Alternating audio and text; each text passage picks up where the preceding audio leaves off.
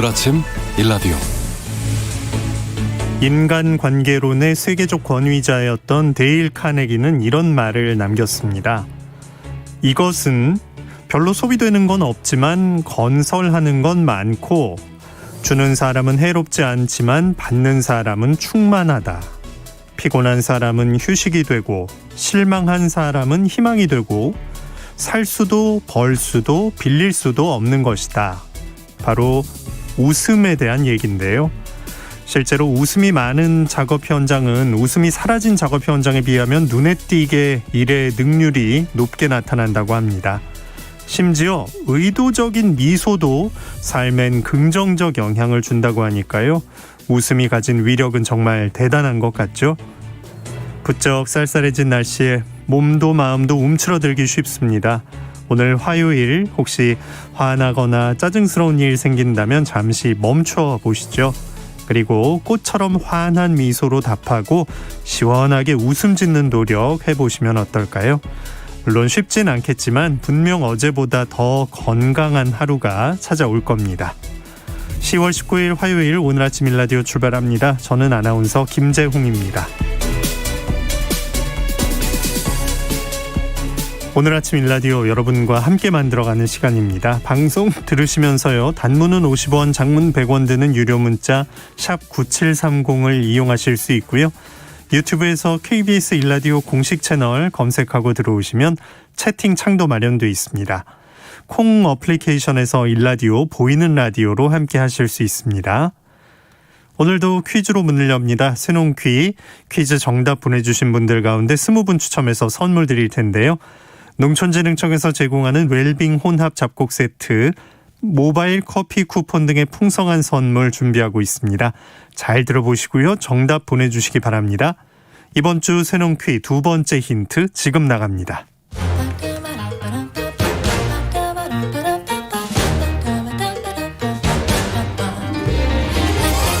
우리 땅, 우리 바다에서 자란 맛있고 건강한 우리 농수산물을 알아맞히는 세상의 모든 농수산물 퀴즈 새농퀴. 안녕하세요. 퀴즈 내는 성우 한희정입니다. 오늘은 1927년 3월 조선지광에 향수와 함께 발표된 정지용의 시 만나볼까요?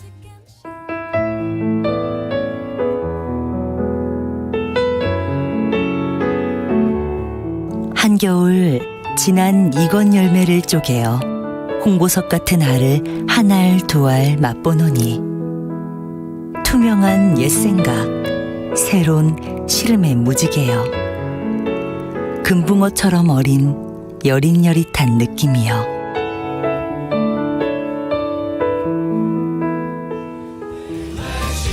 겨울밤 화롯가에서 지난 가을에 익은 이건 열매를 맛보며 느껴지는 애틋한 감정을 그리고 있습니다.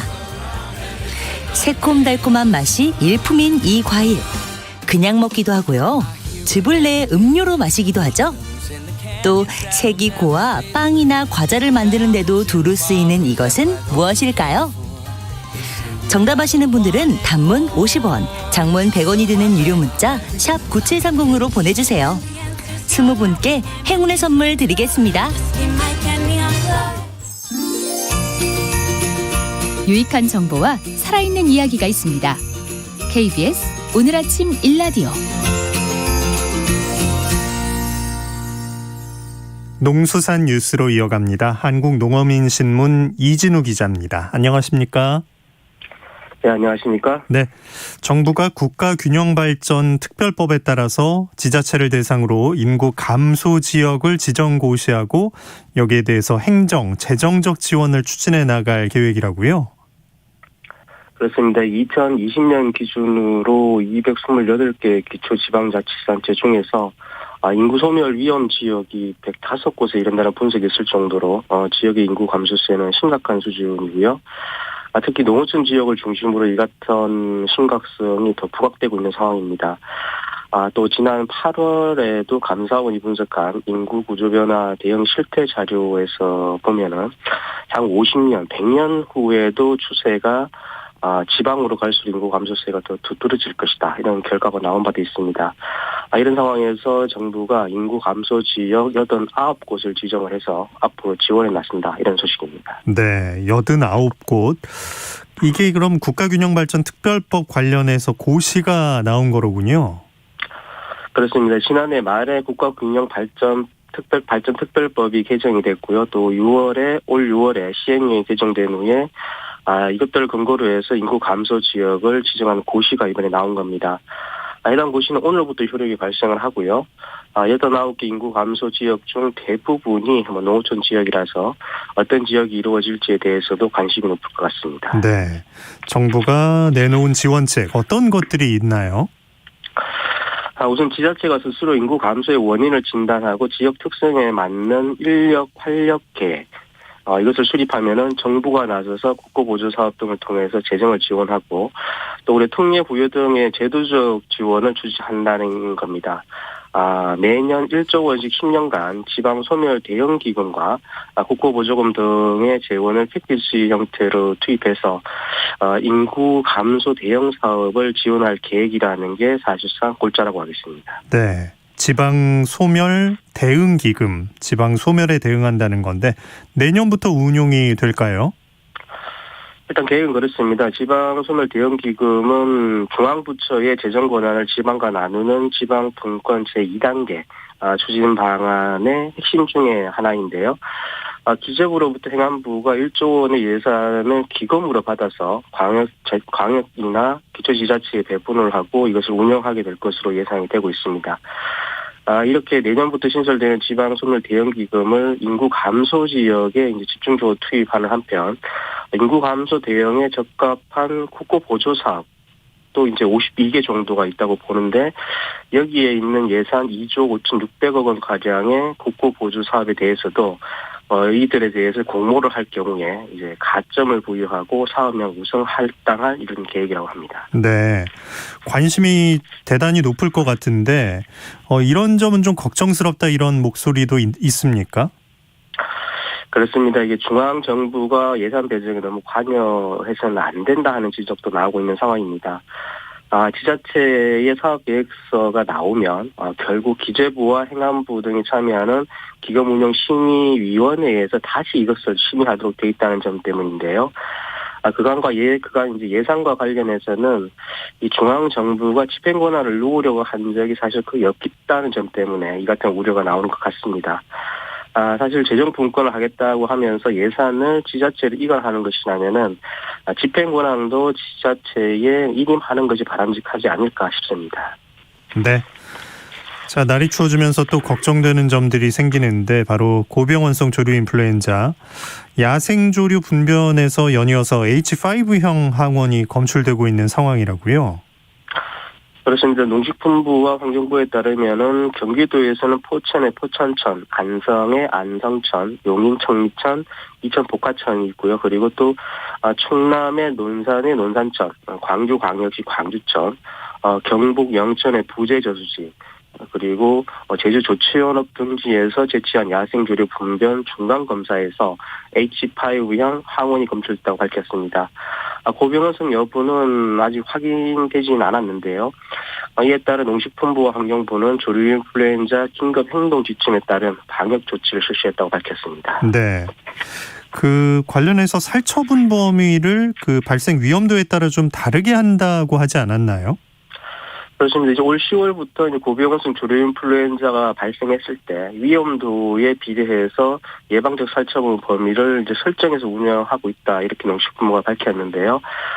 이달 초 2주간의 위험도 평가를 실시한 결과에서는 살처분 범위 조정과 관련된 특이한 위험도 변화가 없어서 이달 28일까지는 일단 초기 적용 범위인 500메탄의 전 축종 기준을 유지하게 됐다고 합니다. 네. 각 농가에서 좀 신경을 곤두세워야 할 것 같은데 어떤 점에 주의해야 할까요? 특히 이제 날씨가 추워지고 있고요. 이전 고병원성 조류 인플루엔자 발생으로 인한 후유증도 아직 다 가시지 않은 상황인데요. 고병원성 조류 인플루엔자의 증상, 예를 들어서 사육 중 가금에서 폐사율이 갑자기 증가하거나 아니면 산란율이 감소하고 뭐 사료를 먹는 게 급격히 줄어드는 경우 같은 경우가 이제 대표적인 경우인데요. 이럴 경우에는 국번 없이 1588-9060이나 아니면 4060번으로 신고하셔야겠습니다. 네. 자, 가장 많은 양의 신곡을 매입하는 곳 바로 농협인데 농협중앙회가 올 수확기 출하를 원하는 농가 희망 물량 전량 매입하겠다 이런 계획을 냈군요. 그렇습니다. 어제 충남 보령 통합 RPC 관내에 있는 벼수확 현장을 방문한 이성희 농협중앙회장이 밝힌 건데요. 사실 거의 매년 농협은 농가가 출하하겠다고 하는 물량 전량을 매입하겠다 이런 계획을 내놓고 있는데 올해도 같은 계획을 내놨습니다. 다만 지난해와 조금 다른 점이 있다면은 상황이 올해는 어쨌든 쌀 생산량이 수유량을 넘어설 것이라는 전망이 나오고 있다는 건데요. 특히 희망 물량 전량 매입과 함께 필요시에는 벼 매입 자금을 추가로 지원하는 것도 검토하게 됐다 이렇게 밝혔습니다. 네. 농수산뉴스 한국농어민신문 이진우 기자였습니다. 고맙습니다. 감사합니다.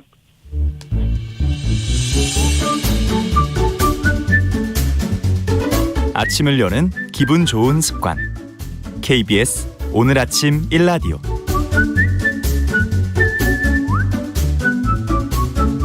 도시농부들을 위한 텃밭 가이드 수원 씨앗도서관 박영재 관장과 함께합니다. 안녕하십니까?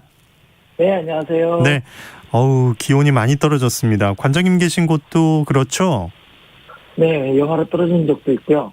밤사이에 또 비가 왔는데 다행히 예상보다는 좀 기온이 많이 떨어진 것 같지는 않습니다. 네. 텃밭 가꾸는 분들은 갑자기 영하가 된다 이런 기온 변화를 한번 맞닥뜨리면 상당히 당황하실 것 같은데요. 네, 영하로 떨어지고 또 이게 서리를 내는 지역이 있어서 작물의 잎이 시들거나 말라가는 것을 볼 수가 있습니다. 비가 온 이후에는 이렇게 기온이 떨어지는 날씨를 나타내기 때문에 일주일 정도의 날씨를 잘 살펴서 보온이나 수확 시기를 잘 맞춰줘야 합니다. 네. 늘 이 날씨 예보 또 주간 단위로도 살피셔야 하고 예년 기온과도 비교하셔야 합니다. 작물별로 하나씩 보자면 먼저 배추 어떤 조치가 필요한가요? 배추는 이제 묶어줘서 동해 피해를 입지 않도록 해야 합니다. 하얀 잎줄기가 얼어서 이렇게 팽창한 다음에 따뜻한 날씨에 이렇게 풀리게 되면 겁질이 들떠 있는 것을 볼 수가 있습니다. 이런 것을 막기 위해서는 이렇게 어차피 가장 바깥에 있는 잎들은 김장 때 이렇게 떼어내기 때문에 네. 이 겉잎까지 포함해서 포기 전체를 묶어주면 안에 있는 잎들은 동해를 피할 수가 있습니다. 전체 잎들을 감싸듯이 올려서 녹근으로 묶어주는데 지죽근으로 사용했던 끈보다는 넓적한 끈으로 묶어주는 것이 좋습니다. 가는 끈들은 잎을 파고 들어가서 겉잎이 바깥으로 꺾일 수가 있어서 넓적한 끈이나 아니면 가는 끈이면 2겹 정도로 해서 이렇게 묶어줍니다. 어떤 분들은 이렇게 해야 속이 찬다고 말씀하시는데 사실 배추 속은 자연스럽게 안에서부터 생긴 잎들이 이렇게 오그라들면서 속은 차오르게 됩니다. 속이 차오르게 하기 위한 것이 아니라 어는 피해를 동해 피해를 막기 위해서 이렇게 묶어주셔야 하는 겁니다. 네, 얼지 말라고 좀 넓적한 끈 구해서 이렇게 싹 싸매주시는 게 필요하겠고요. 이게 김장 재료들을 이제 많이 텃밭에 심는데 수확이 한 번에 되면 좋은데 이게 맞추기가 현실적으로 좀 쉽지가 않죠? 네, 김장 재료를 여러 가지 심어서 한꺼번에 수확해서 김장을 하면 좋지만 날씨 탓에 그 수확 시기를 맞추지 못하는 경우도 있습니다. 무나 각과 같은 재료는 속이 차지 않고 또 잎이 흩어져서 자라기 때문에 묶어줄 수도 없어서 결국 투명 비닐이나 이불 같은 걸로 이렇게 덮어줄 수밖에 없습니다. 저녁 때 덮어주고 낮에는 또 열어주는 방식으로 보온에 신경을 써줘야 잎이 동해를 받지 않고 무부 같은 경우는 이제 바람들이 현상이 생기지 않습니다. 네. 그 바람든 무 만나지 않으려면 진짜 투명 비닐과 이불 같은 걸 이용해서 보온에 꼭 신경을 써주셔야겠네요. 배추를 이제 기르다가 수확 적기는 어떻게 판단을 하나요? 배추의 수확 적기는 일기예보가 영하 5도로 예보되는 시점입니다. 예. 그 미만으로 기온이 떨어지면 배추가 아무리 묶어줬다 하더라도 이렇게 동해를 잊게 됩니다.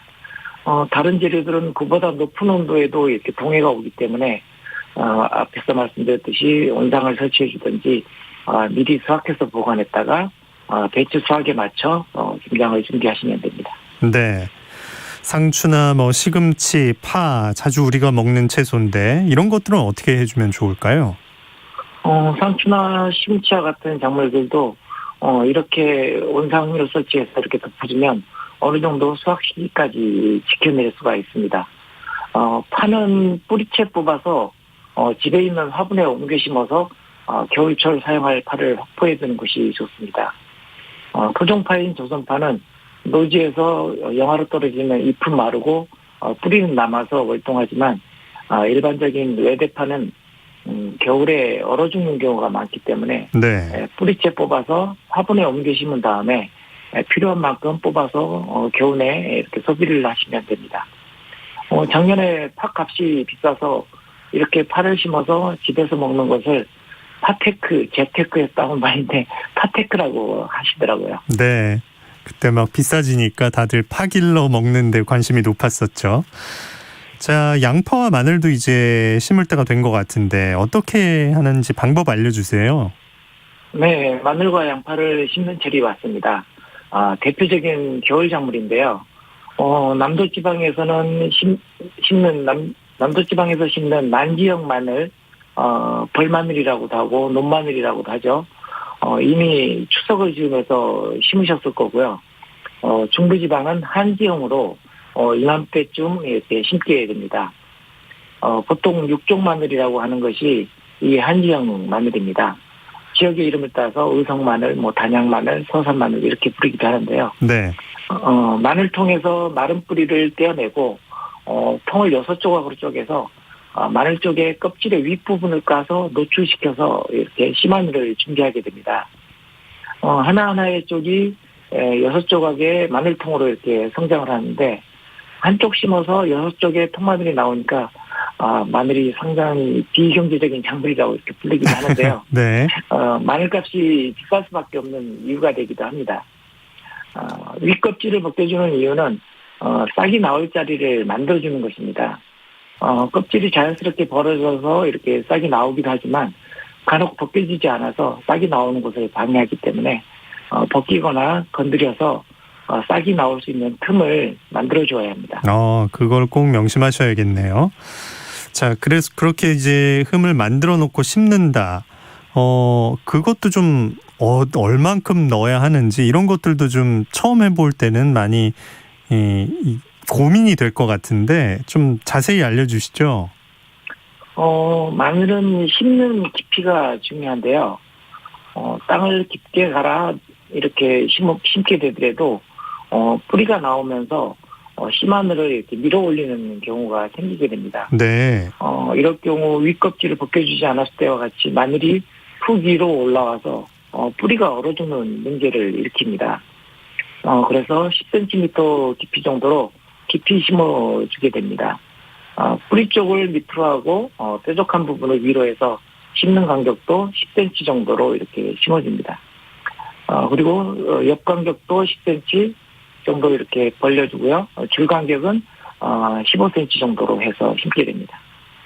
이렇게 심으면 마늘은 겨울 동안 뿌리만 내린 상태에서 월동을 하고 보통 난지형은 잎이 이렇게 나온 상태로 월동을 하지만 이렇게 한지형 마늘은 겨울 동안 뿌리만 내린 상태에서 월동을 하고 날이 따뜻해지는 2월과 3월에 이렇게 싹이 땅 위로 올라오는 것을 볼 수가 있습니다. 네. 이게 또 이렇게 싹이 나와 있지 않으니까 이게 죽었나 살았나 궁금하시더라도 이게 파서 확인하려고 하지 마시고 잘 참고 견디는 것이 중요합니다. 꽤 오래 기다려야 합니다. 궁금하셔도 좀 참으셔야 할 것 같습니다. 자, 마늘 진짜 그 뾰족한 부분 위로 해서 심는 것 자세히 배워봤고 양파는 어떻습니까? 양파의 경우도 심는 간격과 그다음에 줄 간격은 마늘과 같습니다. 양파 모종을 구입하시면 모종 포트에 구멍마다 2개에서 3개의 양파가 함께 심어져 있습니다. 위쪽 잎을 잡고 뭉쳐진 뿌리를 손바닥에 탈탈 이렇게 털어서 포기를 나눠줍니다. 한 자리에 이렇게 뭉치로 심는 게 아니라 한 자리에 한 포기씩만 심기 위해서는 이렇게 뭉쳐진 뿌리 쪽을 이렇게 털어서 나눠줍니다. 뿌리 쪽을 싸고 있는 흙을 털어도 이렇게 뿌리가 노출돼도 이렇게 죽지 않기 때문에 걱정하지 않으셔도 됩니다. 5cm 깊이 정도로 길게 홈을 판 이후에 그 홈에 10cm 간격으로 양파 모종을 배열한 다음에 양파 뿌리와 줄기 흰 부분, 자색 양파의 경우는 이제 자색 부분까지 이렇게 흙을 덮어줍니다. 네. 심을 때 눕혀져 있어도 나중에 뿌리가 활력을 받으면 다시 일어서기 때문에 걱정하지 않으셔도 됩니다. 양파의 윗줄기와 잎이 이렇게 일어났을 때까지 뒀다가 추위가 와서 윗잎이 이렇게 노랗게 말라서 이렇게 쓰러질 때쯤 되면 왕겨나 볏짚으로 보온을 해줍니다. 작년에 수원의 날씨가 추웠음에도 별도로 이렇게 저는 보온을 하지 않았는데요. 그래도 잘 살았습니다.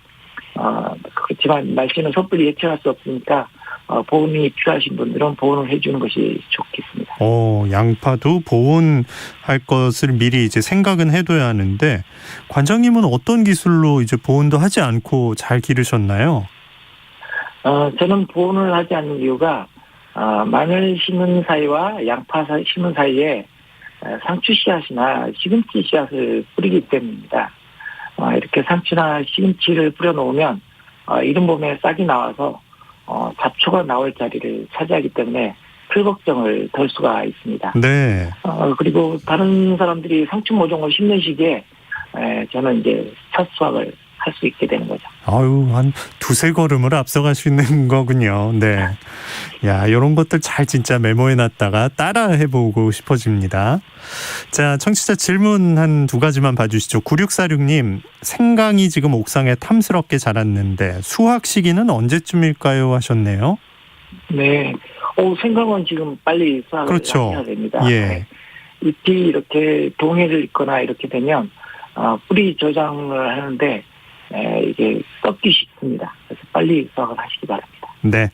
자, 그리고 9575님께서 토양 소독 방법 좀 알려주세요 하셨습니다. 네. 토양 소독이 가장 큰 골칫거리기도 한데요. 사실은 기존에 나와 있는 약품도 굉장히 독한 약이뿐만 아니라 근데 또 토양 안에 이렇게 잠복하고 있는 병충해들을 막기 위해서는 좀 필요한 조치인데요. 보통 저희가 쓰는 방법은 목초액을 사용하는 방법입니다. 참나무 목초액으로 해서 한 100배 정도 진하게 뿌려준 다음에 흙을 갈아서 섞어주는 방식으로 이렇게 토양 소독을 하고요. 근데 굳이 이렇게 토양 소독을 하지 않는 방법을 택하라고 한다면 같은 작물을 계속 그 지역에 이렇게 심지 않는 게 좋습니다. 뿌리 작물을 심었던 자리에는 잎채소를, 잎채소 심었던 자리에는 열매채소를 이런 식으로 번갈아 가면서 이렇게 심게 되면 토양 내에 이렇게 병충해들이 남아있지 않게 됩니다. 알겠습니다. 개별적인 방법을 하시는 게 좋을 것 같습니다. 네네. 자, 오늘도 농사 정보 잘 배웠습니다. 텃밭 가이드 수원 씨앗도서관 박영재 관장과 함께했습니다. 고맙습니다. 네, 감사합니다.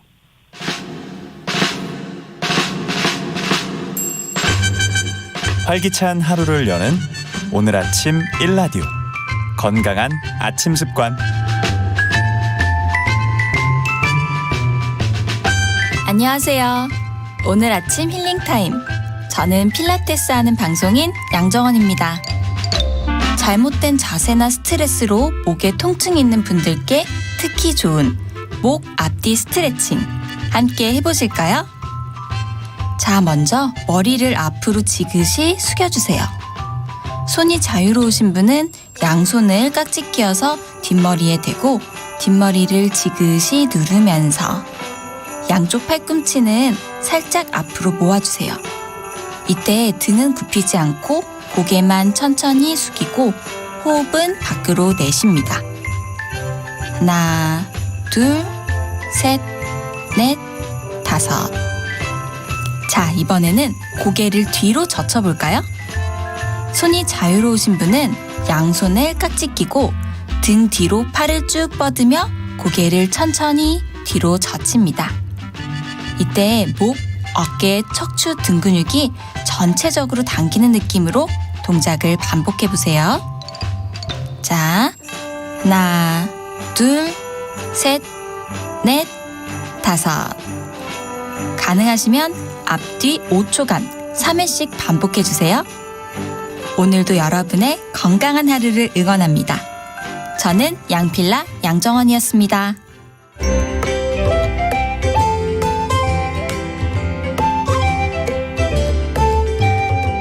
상쾌한 하루의 시작.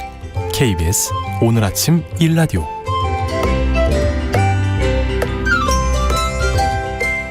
이번 순서는 민족문화콘텐츠연구원 박재희 원장이 전하는 고전으로 세상 읽기 시간입니다. 함께 들어보시죠.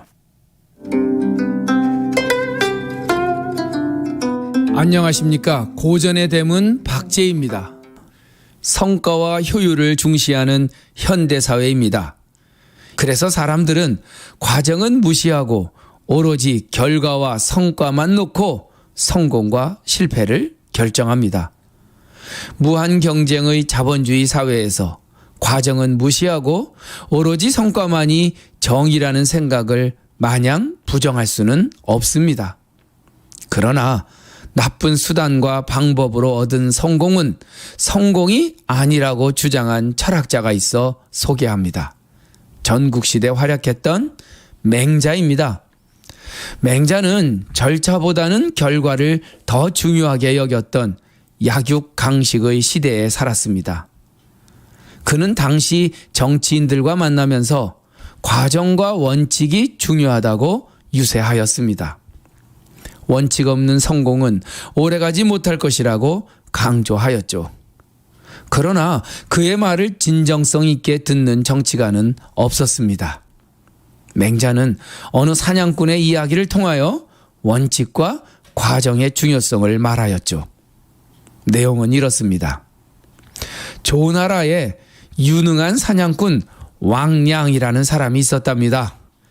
당시 조나라 왕의 총애를 받고 있던 신하 폐해라는 사람은 왕에게 간청하여 왕량을 데리고 사냥을 나갈 수 있도록 허락해 달라고 하였죠.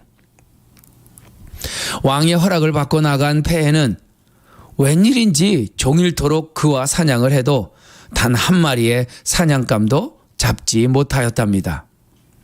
폐해는 사냥에서 돌아와 왕에게 이렇게 말했습니다. 왕량이란 사람은 천하의 수준 낮은 사냥꾼입니다. 천하지 천공야라. 이 이야기를 전해 들은 왕량은 왕에게 나아가 다시 한번 폐해와 사냥을 나갈 기회를 달라고 하였습니다. 그런데 이번 사냥에서는 아침나절이 채 지나기도 전에 10마리도 넘는 사냥감을 잡게 하였죠.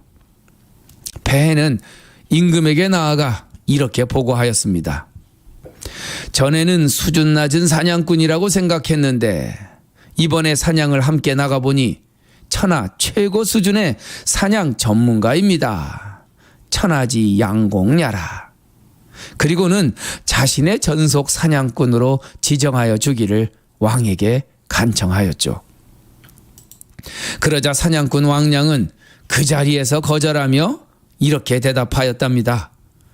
왕이시여, 저는 처음 저 폐해란 신하와 사냥을 나갔을 때 정말 원칙대로 수레를 몰아 사냥을 할 수 있도록 도와주었답니다. 그런데 그는 온종일 한 마리도 잡지 못하더군요. 그래서 그 다음 사냥에서는 온갖 반칙으로 수레를 몰아주었는데 한나절에 10마리의 사냥감을 잡았습니다. 저 사람은 원칙대로 옆에서 모시면 아무것도 못하는 사람입니다. 오로지 반칙으로 모셔야 능력을 발휘하는 사람입니다. 저는 반칙으로 모셔야 능력을 발휘하는 사람을 제 인생의 주인으로 모시고 싶진 않습니다.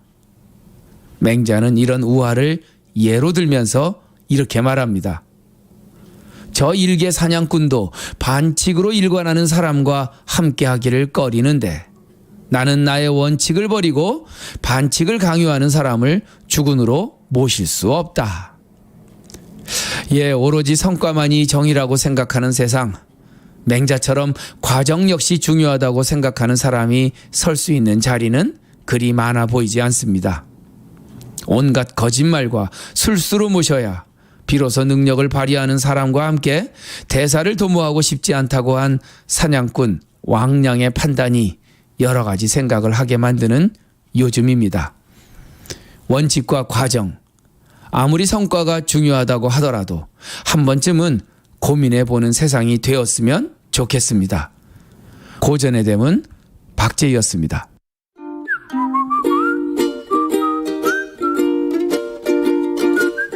오늘 아침 일라디오 김재용 아나운서의 진행으로 듣고 계십니다.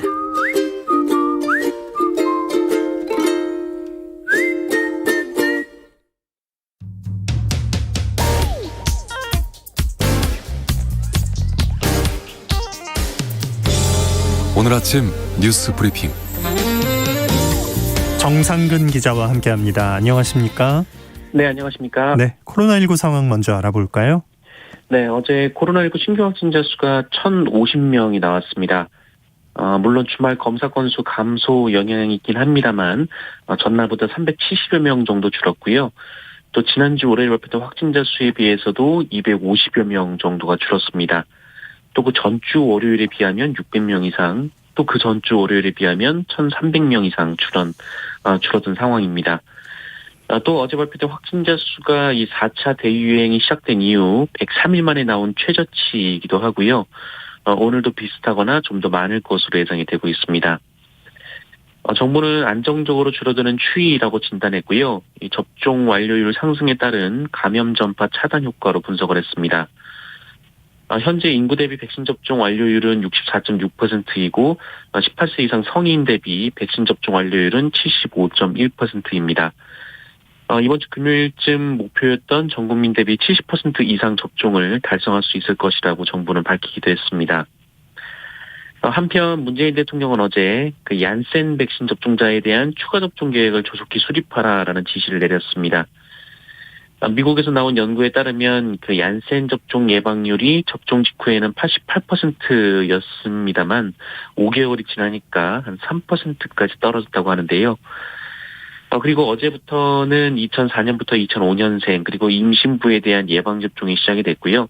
어제 저녁 8시부터는 2006년생부터 2009년생에 대한 백신 접종 예약도 시작이 됐습니다. 네. 자, 어제 경기도 국정감사가 있었는데 감사장이 아주 시끌시끌했죠? 네, 어제 국회 행정안전위원회에서는 경기도에 대한 국정감사가 열렸습니다. 이재명 후보의 가면을 찢어버리겠다라는 국민의힘과 결과는 국민의힘의 의도와는 다를 것이다라고 선언한 이재명 후보가 세게 맞붙었는데요. 시작부터 거친 말들이 오갔습니다. 김도우 의원은 이재명 후보를 아예 그분이라고 이름을 부르지도 않았고 아수라의 제왕이라고도 주장을 했습니다. 또 이재명 후보가 성남시의 인허가권을 이용해서 돈을 벌고 있다라고 주장했고 여기에 더해 음주운전, 검사 사칭, 욕설 논란 등 이재명 후보와 관련된 논란을 언급하며 비판을 이어갔습니다.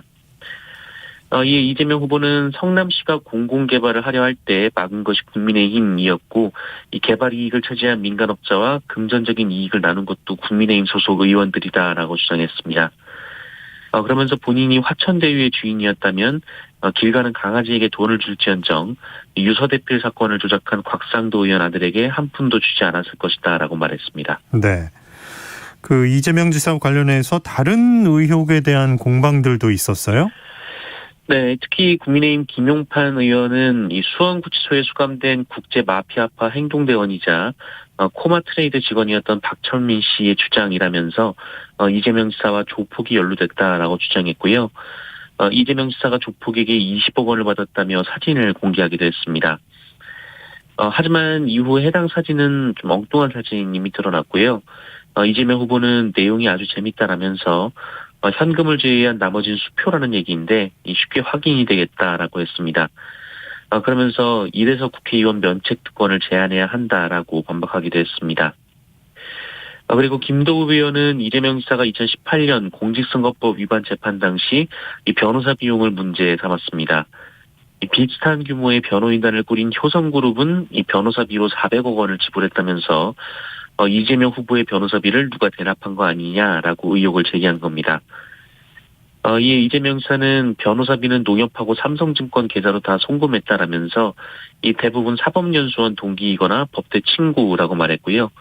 2억 8천만 원도 본인에게는 큰 부담이었다라고 말했습니다. 또 권순일 전 대법관과의 재판 거래 의혹에 대해서는 이 대법관이 13명인데 그중 한 분한테 뭐 한다고 되지도 않을 일이다라고 반박하기도 했습니다. 네.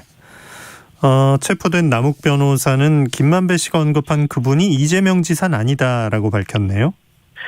네, 대장동 의혹의 핵심 인물 남욱 변호사가 검찰에 체포돼 조사를 받고 있는데요. 어제 JTBC는 남욱 변호사와 귀국길에 동행하며 인터뷰를 해서 보도했습니다.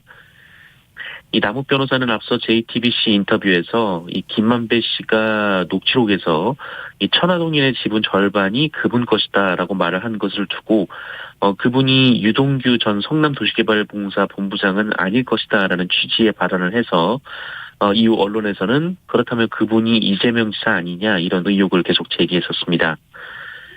그런데 어제 남욱 변호사는 그분이 이재명 지사는 아니다라고 말을 했다고 합니다. 이 남욱 변호사는 이재명 지사와는 아예 모르는 사이라면서 2010년 선거 때 현장에 있다가 압수 한 번 한 것이 다다라고 주장했습니다. 그러면서 이재명 후보가 당선되면 사업이 빨라진다라고 말한 것도 단지 원주민들을 설득시키는 과정에서 과장해서 얘기를 한 것이다라고 선을 긋기도 했습니다. 또한 오히려 이재명 지사가 공영개발을 추진했고 그때부터 2009년부터 대장동 개발을 추진해온 자신의 사업을 망가뜨리려 했다라고 주장했는데요. 그러면서 이재명 지사가 변호사일 때는 민간 개발을 돕겠다고 하더니 시장이 돼서는 공영 개발을 하겠다고 말을 바꿨다고 주장했습니다. 네. 저 국민의힘 내에서는 2030 세대 폄하 논란이 일었다고요?